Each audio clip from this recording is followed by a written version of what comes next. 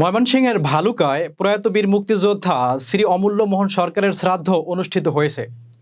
ভালুকা বাজার কেন্দ্রীয় মন্দিরে প্রার্থনা করা হয় ভগবান যেন উনাকে পরকালে শান্তিতে রাখেন। ময়মনসিংহ প্রতিনিধি জানান, এ সময় অতিথি হিসেবে উপস্থিত ছিলেন ময়মনসিংহ ১১ ভালুকা আসনের মাননীয় জাতীয় সংসদ সদস্য এম এ ওয়াহেদ, উপজেলা ভাইস চেয়ারম্যান এজাজুল হক পারুল, মহিলা ভাইস চেয়ারম্যান মাহমুদা সুলতানা মুন্নি, ভালুকা পৌর মেয়র পদপ্রার্থী বিশিষ্ট ব্যবসায়ী জনাব মোহাম্মদ আসাদুজ্জামান চৌধুরী মাসুদ, ভালুকা আঞ্চলিক শ্রমিক লীগের সভাপতি নজরুল ইসলাম সরকার, কৃষক লীগ সভাপতি কামরুজ্জামান বিদ্যুৎ, স্বেচ্ছাসেবক লীগ সভাপতি আলহাজ জাকির হোসেন শিবল, আঞ্চলিক শ্রমিক লীগের সাধারণ সম্পাদক ইব্রাহিম খলিল ও এলাকার গণ্যমান্য হিন্দু সম্প্রদায় এর নেতৃবৃন্দ উপস্থিত ছিলেন।